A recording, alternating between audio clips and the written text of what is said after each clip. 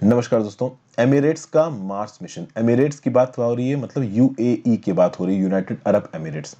United Arab Emirates का जो hope space craft है, ये मार्स के ऑर्बिट में एंट्री मार गया। यहाँ पे कुछ हद तक क्या साइंस इन्वॉल्व है, कैसे ये मार्स के ऑर्बिट में एंट्री मारा, कौन से नंबर का देश है, इसके क्या रेपरकशंस हैं, और कौन कौन से मार्स के मिशन दुनिया भर में प्लान्ड है, और साइंस एंड टेक में मदद कैसे करेगा, इन सब चीज़ों के बारे में यहाँ पे बात करेंगे। तो न्यूज़ में क्यों है, एमिरेट्स का मार्स मिशन है क्या, ये होप प्रोब क्या है, कहाँ से लॉन्च हुआ, इसका ऑब्जेक्टिव क्या है, इन सब चीज़ों को यहाँ पे समझने की कोशिश करेंगे। ठीक है भाई, तो यूनाइटेड अरब एमिरेट्स ये देश अपने फर्स्ट मिशन टू मार्स को सेलिब्रेट कर रहा है। ये आपको यूनाइटेड अरब एमिरेट्स का पूरा नक्शा नजर आ रहा है। दुनिया भर की इंपॉर्टेंट सिटीज जैसे कि अबू धाबी, दुबई, शारजा, रास अल खमया, ये सब आपके यूएई में है। कौन कौन सी कंट्रीज के साथ बाउंड्री बनाता है, तो ओमन के साथ और सऊदी अरेबिया के साथ।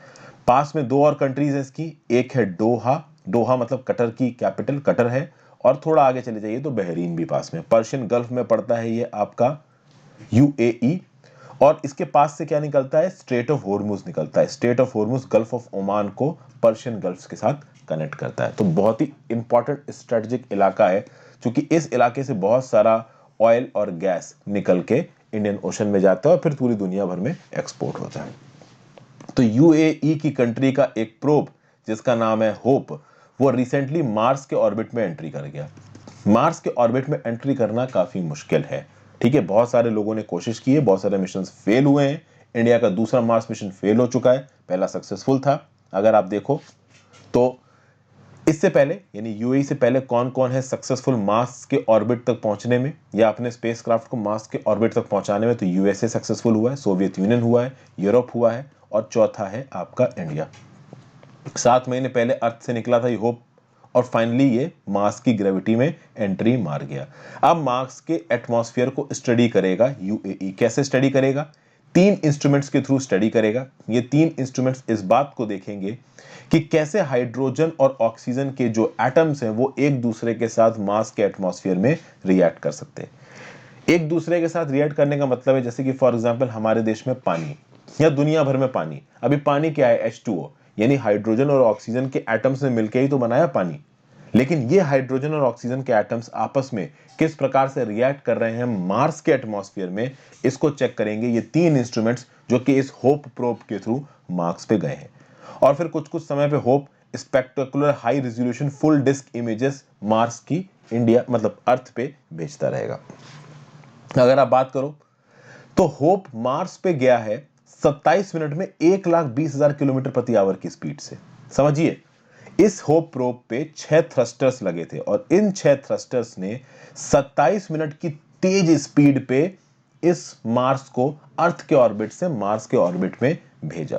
समझिए हुआ क्या, हुआ कुछ ऐसा जैसे मान लीजिए ये रहा अर्थ और ये रहा मार्स।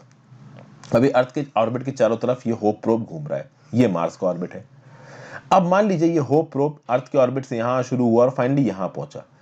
यहां से निकल के उसको मार्स के ऑर्बिट में पुश करने के लिए एक 27 मिनट के ड्यूरेशन में 6 थ्रस्टर्स चालू किए गए, और इस 27 मिनट के ड्यूरेशन में अर्थ के ऑर्बिट से निकाल के इस प्रोब को मार्स के ऑर्बिट में प्लेस किया गया। और ये सबसे ट्रिकी टाइम होता है, क्योंकि अगर इस टाइम में कुछ भी गलती हो गई तो ये जो होप प्रोब है वो डीप स्पेस में कहीं पे भी खो सकता है।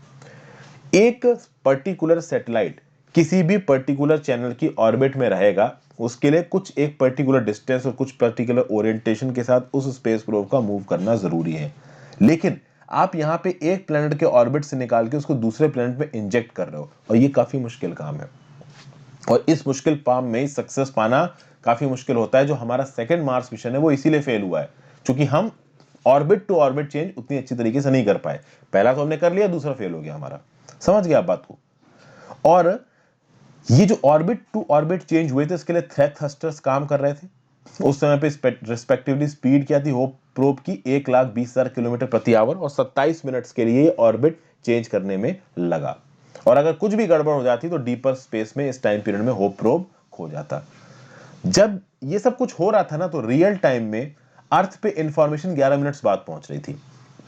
क्योंकि अगर आप देखोगे तो मार्स और अर्थ के बीच में जो सेपरेशन है वो 190 मिलियन किलोमीटर्स का है, और ये जो इंफॉर्मेशन है वो किसके थ्रू आ रही है, होप प्रोब से अर्थ तक रेडियो सिग्नल्स के थ्रू आ रही है। तो इन रेडियो सिग्नल्स को 190 मिलियन किलोमीटर ट्रेवल करने में समय लगेगा। इसलिए जो कुछ भी इस होप प्रोब के साथ होता है वो हमारे पास आने में 11 मिनट कम से कम लग जाते हैं। मतलब यूएई के पास पहुंचने में, अर्थ पे पहुंचने में कम से कम 11 मिनट लग जाते हैं। लेकिन फाइनली एक बड़ा माइलस्टोन अचीव हुआ। शुरुआती जिस ऑर्बिट में इस एमिरेट्स के मार्स मिशन को, होप को प्लेस किया गया, ये ऑर्बिट था 1000 किलोमीटर टू 50,000 किलोमीटर, और अगले 55 घंटों में पहुंच जाएगा 22,000 kilometre to 43,000 kilometre. Apogee perigee सुना है? देखिए, जो मार्स इंसर्शन ऑर्बिट है वो यहां दिख रहा है ऐसा। यहां पे जो सबसे पास डिस्टेंस है, यानी होप प्रोब मार्स के सबसे पास पहुंचेगा कितना दूर, 1000 किलोमीटर दूर, और सबसे दूर कितना पहुंचेगा, तो सबसे दूर पहुंचेगा आपका 50,000 किलोमीटर दूर, लगभग देखिए 49,380 किलोमीटर, और 40 घंटे में ये पूरा चक्कर काटेगा। लेकिन अब इसको 55 घंटे में चक्कर कटाना है मार्स का। जो सबसे पास डिस्टेंस होगा होप मार्स के वो होगा 22,000 किलोमीटर, सबसे दूर होगा 43,000 किलोमीटर। ये बाहर वाला जो येलो रंग का आपको ऑर्बिट दिख रहा है ना, ये नया होगा। तो जो एंट्री मारा था मार्स के ऑर्बिट में ये होप प्रोब, वो 1000 किलोमीटर क्लोजेस्ट डिस्टेंस और 49,300 kilometre longest distance from Mars, और बाद में इसको 55 घंटे वाले ऑर्बिट में बदल दिया गया। तो सबसे पास जाएगा ये 22,000 किलोमीटर फ्रॉम मार्स, और सबसे दूर रहेगा 43,000 किलोमीटर फ्रॉम मार्स। और देखिए कैसे इसका इंसर्शन हुआ, क्रूज फेस में कैसे अर्थ से इस ऑर्बिट तक आया और मार्स के ऑर्बिट में ऐसे घुस गया, और धीरे धीरे फिर इसके ऑर्बिट को थोड़ा स्ट्रीमलाइन किया जाएगा इन्हीं थ्रस्टर्स का इस्तेमाल करके। तो काफी ट्रिकी प्रोसेस होता है ये ऑर्बिट। मार्स का ऑर्बिट पकड़ने में कुछ भी गड़बड़ हो सकती है, ठीक है ना भाई। अगर ऑर्बिट नहीं पकड़ पाया तो वो डीप सी में, डीप स्पेस में खो जाएगा, और डीप स्पेस में खो गया तो कभी नहीं मिलेगा। फिर बात करते हैं यूएई के होप प्रोब की। इस यूएई के होप प्रोब को डेवलप किया और ऑपरेट किया मोहम्मद बिन राशिद स्पेस सेंटर ने। किसके साथ मिलके? यूनिवर्सिटी ऑफ कैलिफोर्निया के साथ, बर्कली, एरिजोना स्टेट यूनिवर्सिटी, और यूनिवर्सिटी ऑफ कोलोराडो बोल्डर के साथ मिलकर यूनाइटेड स्टेट्स में। जुलाई 2020 में इसको लॉन्च किया गया from Tanegashima space centre in Japan.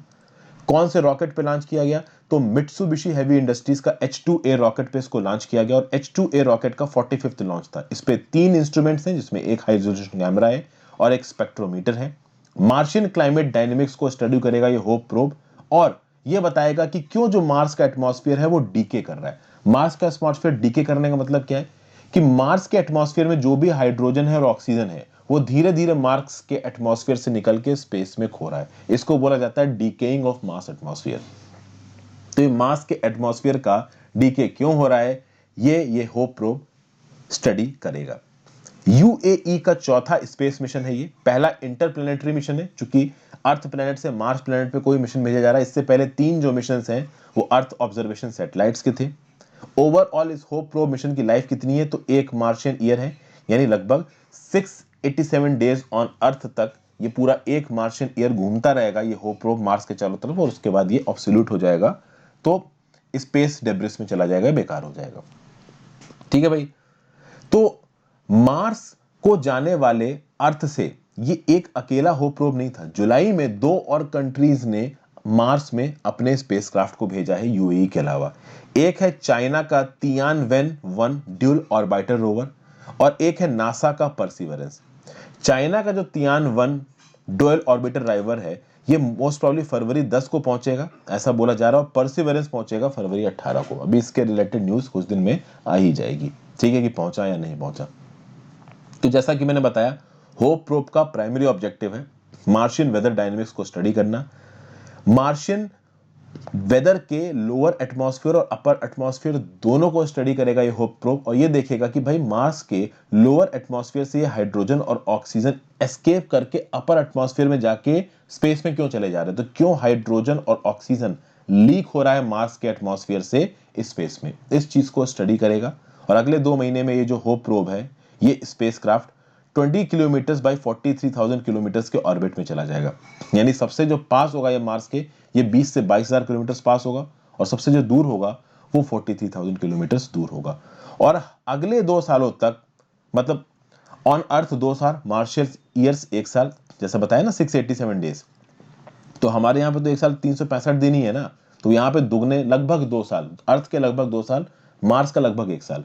तो बेसिकली अगले अर्थ के 2 सालों तक हर 9 दिन पे मार्स के एटमॉस्फेयर की कंप्लीट पूरी पिक्चर हाई रेजोल्यूशन की ये होप जो स्पेस प्रोब है ये अर्थ पे समय समय पे भेजेगा। और ऐसा नहीं है कि यूएई इसको केवल अपने इस्तेमाल के लिए इस्तेमाल करेगा, इसका डाटा नासा, इसरो सबके साथ शेयर किया जाएगा। तो मार्स की जो अलग अलग लेयर्स हैं उसके क्लाइमेट डायनेमिक्स को यहाँ पे स्टडी किया जा रहा है। ये जो अल अमाल नाम का जो वेदर सैटेलाइट है, this is the first true weather satellite around Mars planet. इससे पहले जिन कंट्रीज ने भी मार्स में अपने प्रोब भेजे हैं उससे थोड़ा ज्यादा एडवांस्ड है ये प्रोब। और कहीं ना कहीं इसके थ्रू यूएई की जो सरकार है वो अपने यूथ को प्रमोट कर रही है कि आप एरोनॉटिकल इंजीनियरिंग में कोर्स करिए, स्पेस साइंसेस को पढ़िए वगैरह वगैरह। यूएई के साइंस और टेक्नोलॉजी सेक्टर को बढ़ाने के लिए इंपॉर्टेंट है। और कहीं ना कहीं इंडिया की प्रीमियर रिसर्च एजेंसी भी यूएई के साथ यहाँ पे थोड़ा बहुत एमओयू वगैरह साइन करके आगे अपने टेक्नोलॉजिकल एडवांसेस को परस्यू कर सकती है। तो ये एक इंपॉर्टेंट न्यूज़ थी, साइंस एंड टेक में न्यूज़ आपको काम आएगी, इसलिए मैंने आपके साथ अलग से डिस्कस की। Thank you for watching. Like जरूर कर दीजिएगा वीडियो को और कमेंट करके अपनी व्यू पॉइंट बताइएगा। Good bye.